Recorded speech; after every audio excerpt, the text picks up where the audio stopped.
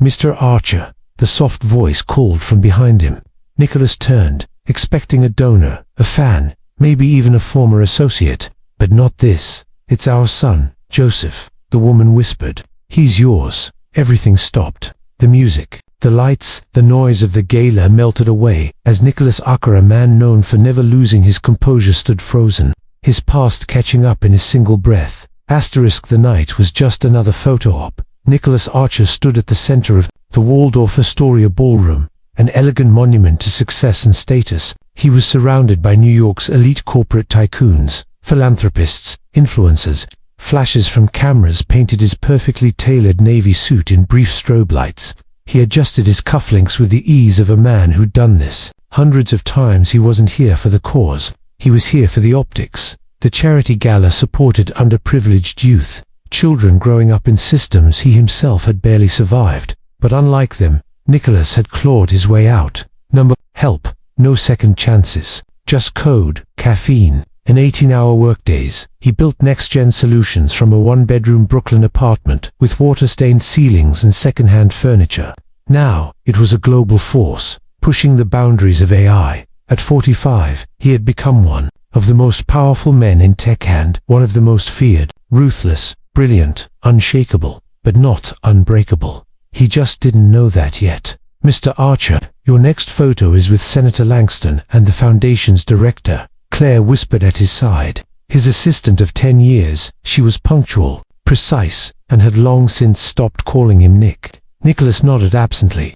He didn't really care about the senator, or the director, or the camera. His mind was already on the jet, waiting to take him back to Silicon Valley that night, until he saw her. A woman, mid-40s, simple black dress, no jewelry, no presence, at least, not to anyone else. But Nicholas saw her, and he knew her. She stepped forward slowly, hesitant but determined, her eyes steady on his. Dark hair pulled back tightly. Not fashionable, not elegant, not here for glamour. Maria, a name that hadn't passed his lips in 2 decades. His throat tightened before he could even speak. "Do you remember me?" she asked. He didn't answer, not because he didn't remember, but because he remembered too much. That tiny cafe in Brooklyn, her laugh, the late nights, the goodbye he never gave her. She took a breath. "It's our son, Joseph," she said. "He's 17, and he's yours." Nicholas froze, not metaphorically, literally. His glass slipped slightly in his hand. His expression, always composed, faltered for the first time in years. His perfectly constructed walls cracked. Claire noticed instantly. "Is everything all right, sir?" He waved her off. His eyes locked on Maria. "We need to talk," he said quietly. She nodded, gesturing toward a quiet hallway off the ballroom. Nicholas Archer was 25. He had nothing, except a vision. While his peers partied, he spent nights hunched over his laptop in a rundown apartment, building code and living off $1 coffee. That coffee came from a tiny corner cafe, Carla S. Beans, where Maria Delgado worked. She was warm in a way he wasn't, kind to customers who didn't tip, always smiling, even when tired. She asked about his projects, listened, without pretending, encouraged him when no one else did. Their romance wasn't loud. It wasn't perfect, but it was real. Until the investment came. One meeting, one angel investor, one chance to pitch. When the deal landed, Nicholas didn't look back. Success was calling. He moved, he built, he rose, and Maria, he told himself, she was part of the old life, the life he had to sacrifice. He convinced himself it was mercy not to drag her into his chaotic future. He never called, never wrote, never knew. Maria stood with her arms crossed, not in anger, but in guarded strength. "I debated ever telling you, for years," she said, "but he's applying to college. He's brilliant, loves robotics, and he deserves to know where he comes from. Evan, if you don't want to be part of his life." Nicholas said nothing at first. His mind was racing. The timeline, the possibility, the implications. "Why now?" he finally asked. Maria sighed. "Because I no longer care about what you want. I care about Joseph. He deserves to know you exist. That his father isn't just a blank space on the birth certificate." That stung more than he expected. "Did you tell him?" "Not yet." "You want me to meet him?" "I want you to. Decide if you want to. But I'm not here to beg." She handed him a small envelope. He wrote this. It's his essay for a scholarship. He doesn't know I'm giving it to you." She turned to leave. "You left before without saying goodbye. If you walk away again, just know you do it with full knowledge this time." And she was gone.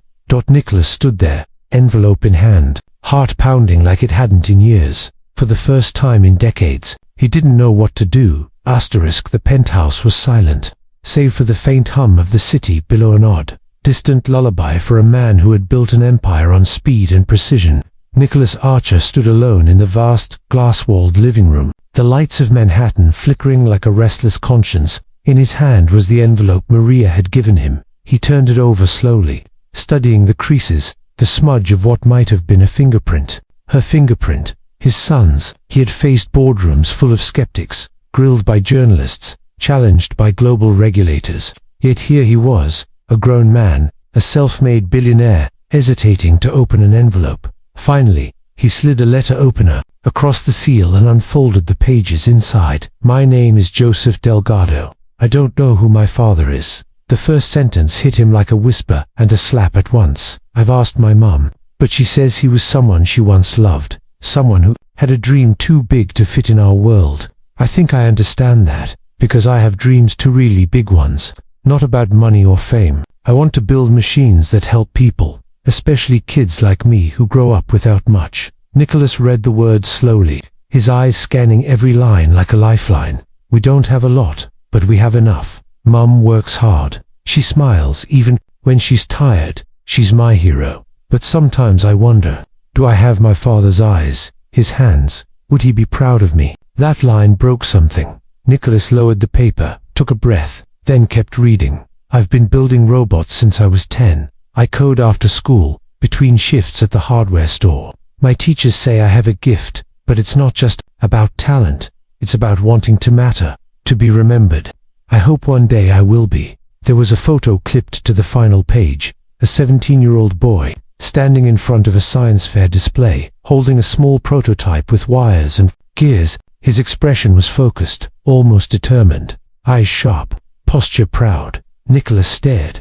Something in the boy's brow, the angle of his jaw, the seriousness of his gaze, it was unmistakable. He was looking at his own reflection, 20 years younger, full of fire. He folded the letter and sat down. The city's noise muffled behind triple-paned windows. For once, the silence wasn't comforting.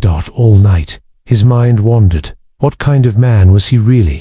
He had built a kingdom, yes, but what had he left behind to do it? An image flashed across his mind. Maria, 20 years ago, standing in the rain after their last night together.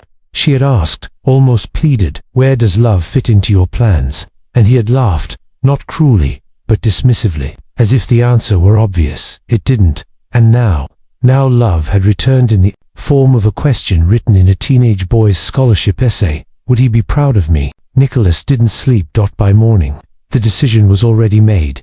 He arrived unannounced at a modest robotics workshop on the Lower East Side, a community program for underserved youth. His driver had barely parked when Nicholas stepped out of place in a world of soldering irons, circuit boards, and paint-chipped walls. But none of that mattered, because in the back of the room, hunched over a table with a group of kids, was the boy in the photo, Joseph. Nicholas watched him from the doorway. He wasn't just teaching, he was leading, explaining logic gates and power sources with a quiet confidence that defied his age. The other kids looked up to him. He wasn't the loudest, but his voice carried. Nicholas stepped forward. The mentor running the program turned. "Can I help you?" Nicholas hesitated. He wanted to say something clean, something simple like, "I'm here to meet Joseph." But instead, he handed the man a card. The mentor read the name, blinked, then looked up. "You're the tech guy." Nicholas nodded. "I'd like to speak to him." About what? He paused, then gave the most honest answer he had in years, about the future. Joseph turned when the mentor called him over, wiped his hands, walked up, guarded but curious. Nicholas swallowed. His pulse was too fast. "You're Joseph?" "Yeah," the boy said, eyeing him. "You're..." Nicholas smiled faintly. "Someone who owes your mother a very long conversation."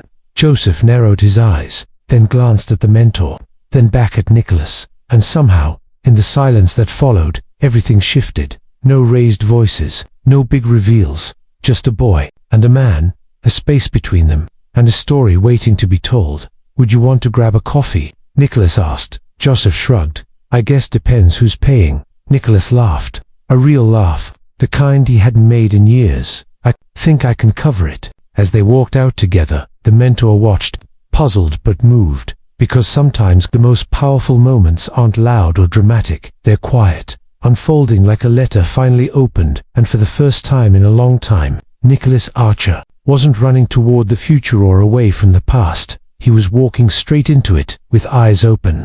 And heart slowly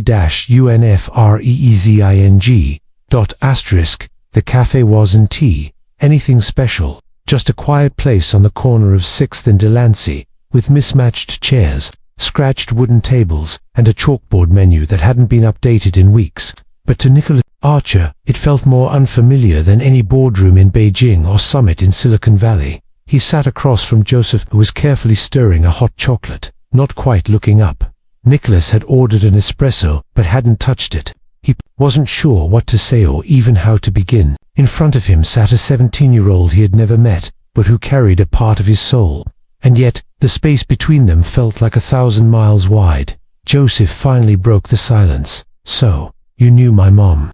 Nicholas smiled gently, unsure how much to reveal, how to balance truth and regret. I did. A long time ago. We were young. She worked at a little cafe in Brooklyn. I went there every day before everything took off. Joseph nodded slowly, still stirring. She said she used to know someone who wanted to change the world. Nicholas looked down. I thought I had to change the world first, before I could have a life, before I could love anyone properly. So I left, and I never came back. Joseph set his spoon down and finally met his eyes. Why not? The question landed like a stone in still water. Nicholas hesitated. Because I told myself I had no choice, that building my dream meant giving up everything else. But the truth is, I was afraid of what Joseph asked, softly but directly, of not being enough. Joseph blinked, clearly not expecting that answer. Nicholas leaned in a little. When I was your age, I was bouncing between foster homes. I never had anyone. I didn't know how to hold on to people, so I learned how to let go instead. And then, I got good at letting go. Too good. The boy was quiet for a long moment. Then, did you ever think about her, or me? I didn't know about you, Nicholas said, his voice steady, though his throat tightened. But I thought about her every time I made a decision that cost me something real, and I wondered what would have happened if I'd just stayed. Joseph tapped his fingers on the cup. She never said a bad word about you, not once. She just said some people don't come back, and that it doesn't mean they're bad people, just lost. That kindness stung more than anger ever could. Nicholas studied the boy, his steady presence, his calm intelligence, the way he measured words before speaking. He wasn't just bright, he was grounded, more than Nicholas had ever been at that age. I read your letter, Nicholas said. You're as why? Joseph raised an eyebrow. She gave it to you. She did. Without telling you. A small smile tugged at the boy's lips. Of course she did. Nicholas reached into his coat and pulled out a small envelope, placing it on the table. This is a full scholarship, private fund, covers college, housing, travel, everything. No conditions. It's yours. Joseph looked at it but didn't touch it. After a pause he said, Is this because you're guilty? Nicholas didn't flinch. It's because I believe in you, and yes, maybe a little bit of guilt, too. Joseph leaned back in his chair, eyes narrowing just slightly. What if I said, I don't want your money? Then I'd still come to your competitions. I'd still want to know what you're building. I'd still want to know you. There it was. No transaction, no bargain, just truth. Joseph stared at him for a long time, then finally picked up the envelope. I'm not saying I trust you. I don't even know you. But I want to. Nicholas nodded slowly. That's more than I deserve. Another pause, then Joseph asked, So what? Now, are you going to disappear again? The question cut deep. No, Nicholas said. Not this time. I've missed enough of your life already. If you'll let me, I'd like to catch up. Joseph looked at him for a beat, then gave a small nod. Okay, we'll see. They stepped outside into the cold, city air, the noise of the streets swelling around them. Pedestrians passed without a second glance, just a man and a boy, walking side by side, like strangers pretending they weren't something more. As they reached the corner, Nicholas stopped. Can I ask you something? Sure. If you could build anything, no limits, what would it be? Joseph thought for a moment. then said, "A machine that finds people who are lost. Not physically emotionally, something that knows when someone's hurting and shows them how to get back." Nicholas smiled. "I think you already are that machine." Joseph gave him a sideways look. That was cheesy.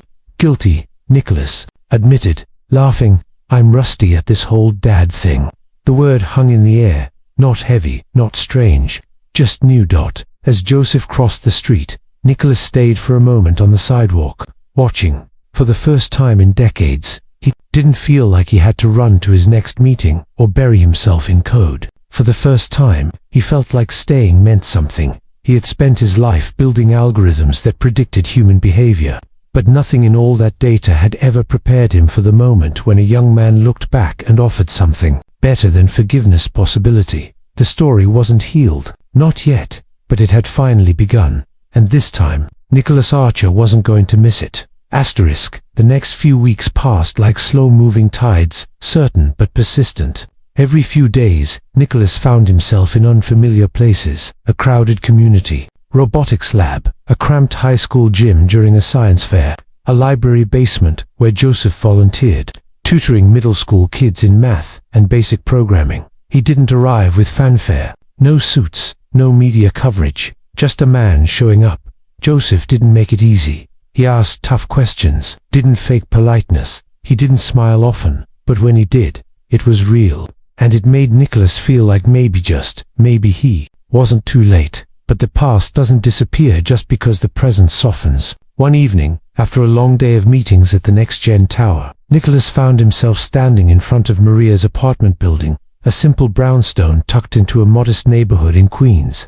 He hadn't told anyone where he was going, not Claire, not his board, not even Joseph. He wasn't there as a billionaire. He was there as a man who had left something behind and realized too late that it had always been the most important thing. Maria opened the door slowly. Her eyes widened when she saw him, but her face didn't harden. Instead, she looked tired, maybe from work, maybe from years of being strong without help. "You came," she said simply. "I had to," Nicholas replied. "Can we talk?" She nodded and stepped aside. The apartment was small but full of warmth. Photos of Joseph lined the hallway, some with braces, some in Halloween costumes, one holding a medal with a look of disbelief and joy on his face. Nicholas paused in front of that one. That was his first robotics championship. Maria said softly, "He built a prosthetic hand out of scrap parts. Said he wanted to help kids who couldn't afford fancy tech." Nicholas couldn't look away. "He's extraordinary." She poured 2 cups of tea and sat at the tiny kitchen table. He joined her, noticing how her hands moved, still graceful, still gentle. "I should have come back," he said. "I didn't expect you to," she answered honestly. "Why didn't you tell me?" His voice wasn't accusing, just searching.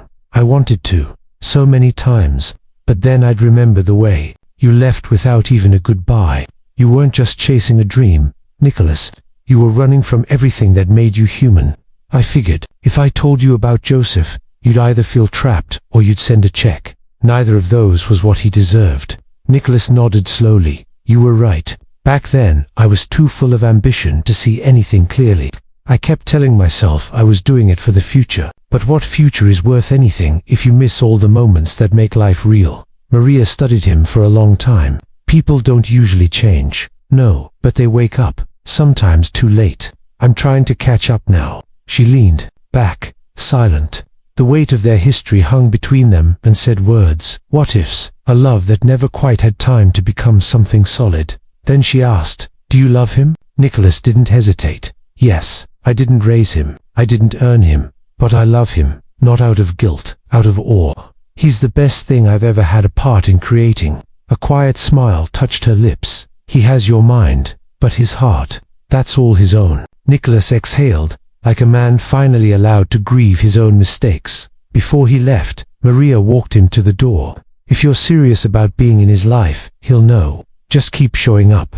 "I will," he promised. That night, Nicholas stood on his penthouse balcony, Manhattan stretching beneath him like a kingdom he no longer ruled. All his wealth, his achievements, they felt weightless compared to the look in Joseph's eyes when they talked about circuits, design, flaws, and dreams that made no profit but changed lives. He didn't want to be a ghost anymore. He wanted to be a father, and that desire changed everything. At the next robotics meet, Joseph's school was competing against one of the most elite private academies in the state. Nicholas arrived early, blending into the crowd of parents and teachers. He watched Joseph lead his team with quiet confidence, his focus unshaken by the pressure. But what happened after the final round shocked everyone. Joseph's team had won. Their robot had outmaneuvered the private school's design by a hair. The crowd erupted in applause. But instead of celebrating, Joseph walked straight across the gym toward Nicholas. He held out the medal. Nicholas was caught off guard. "It's yours." Joseph shook his head. "No, this isn't just mine. This is for everyone who believed in me when I barely believed in myself." Then, in front of hundreds of people, he said something that stopped Nicholas's heart, even the ones who showed up late, but stayed. And just like that, the space between them shrank. It wasn't perfect. It wasn't easy.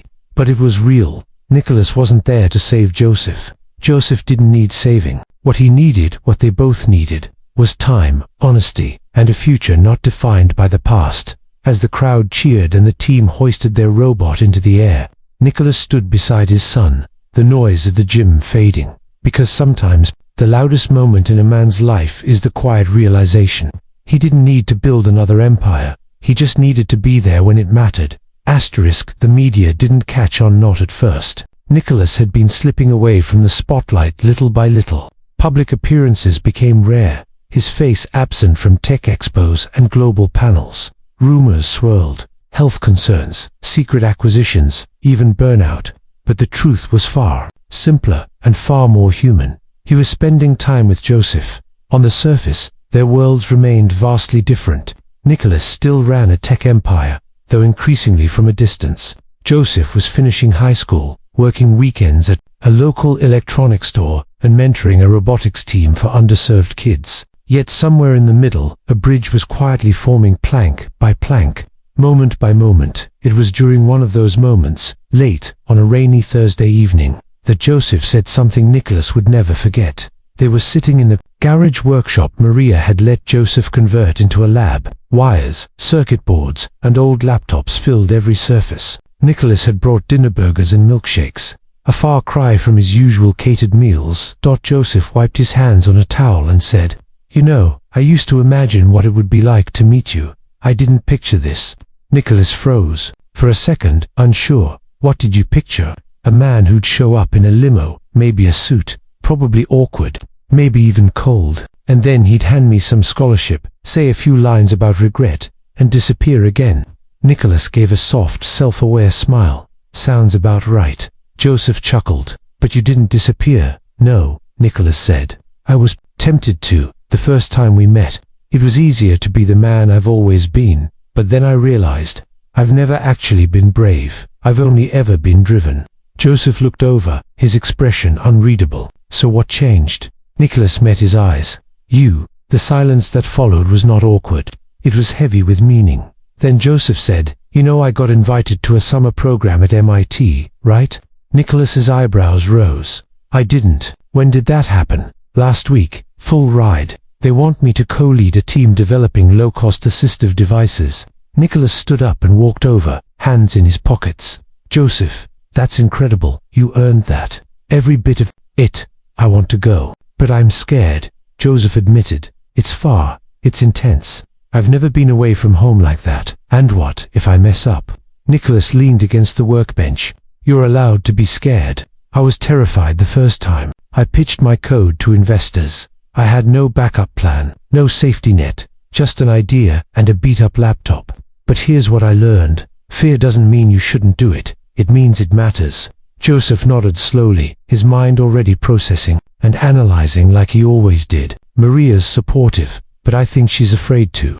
She's been strong for both of you for a long time," Nicholas said. "Letting go even just for a summer isn't easy for a parent. But she believes in you. I can see that."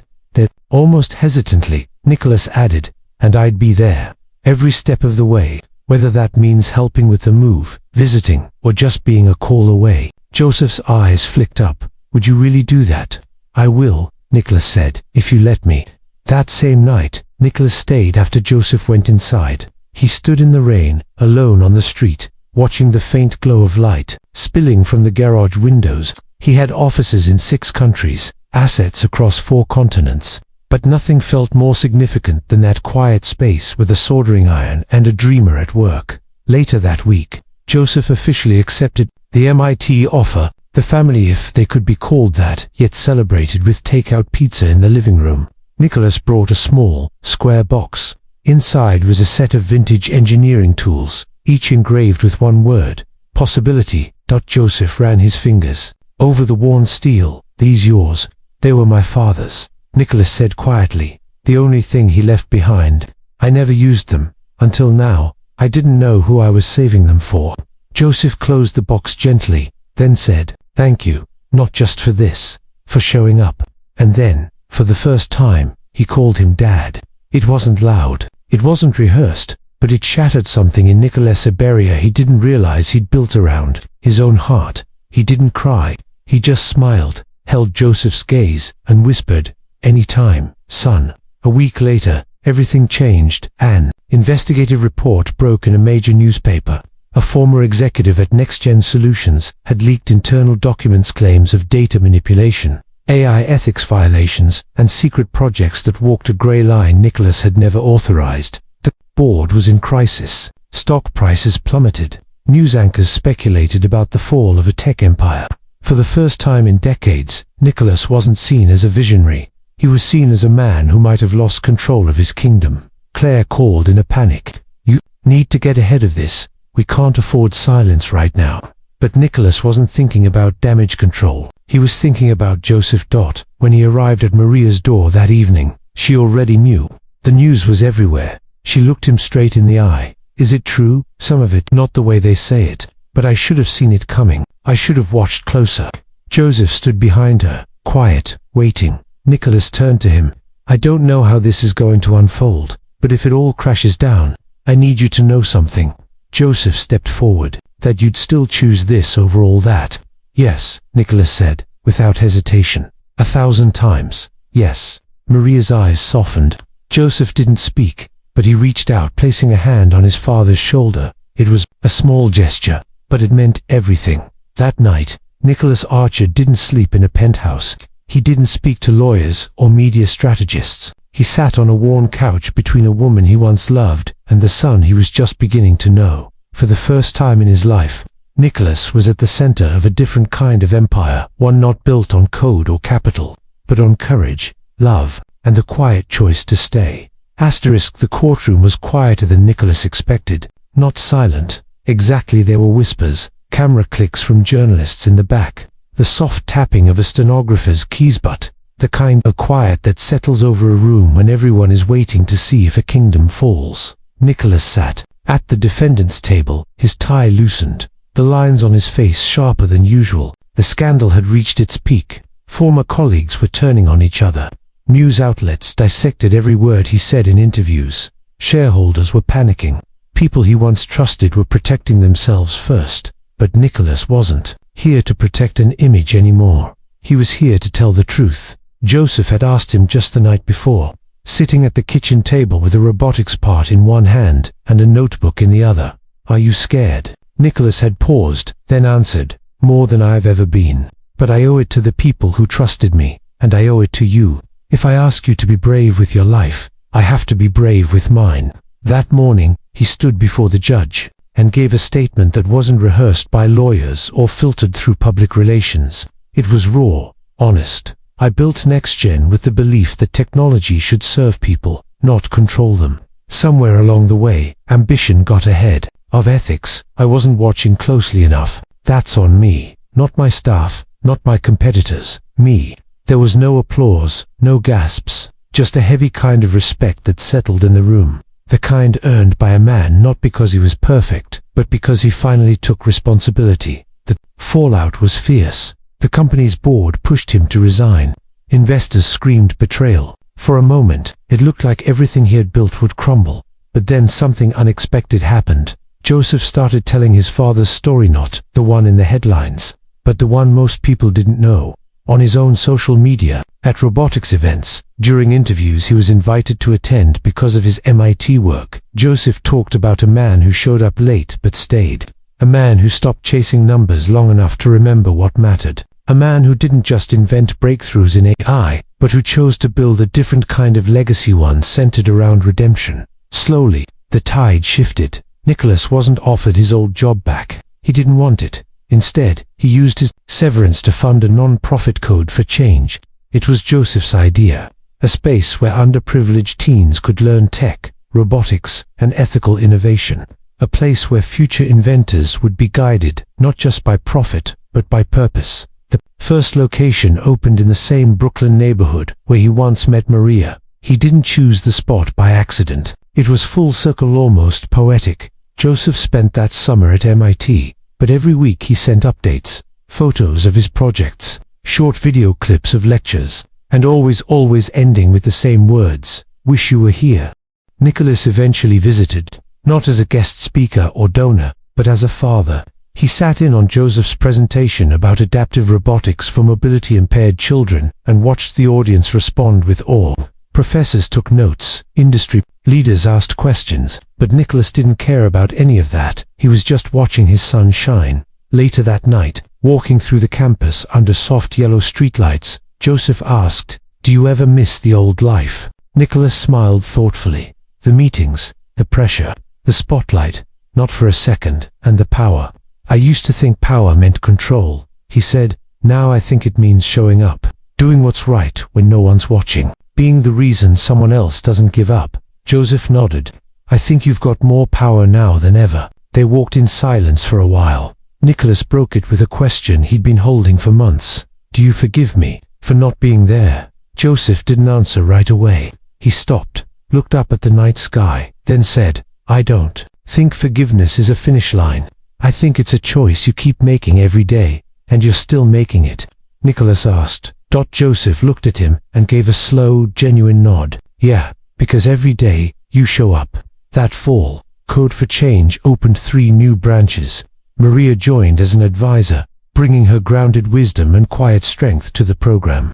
Nicholas didn't run things, he let others lead. He was simply present, available, and proud. Years passed. Joseph graduated from MIT with honors. His innovations led to patents, partnerships, and features in major publications. But when asked in one interview what his proudest moment was, he didn't mention a trophy or title. He said, "It was the day my dad chose to start over, not just with me but with himself." Nicholas Archer, once a titan of industry, now spent his days walking through computer labs filled with bright-eyed teens who reminded him of the young man he once was, ambitious, scrappy, full of wonder. Only now, he was the one reminding them, you don't have to sacrifice your soul for success. You don't have to be perfect to be present. You don't have to arrive on time to matter. Showing up late is still just in time. And for those who watched the fall and rise of Nicholas Archer, the story wasn't about scandal or redemption. It was about the power of one. Truth whispered between generations. It's never too late to become who you are meant to be.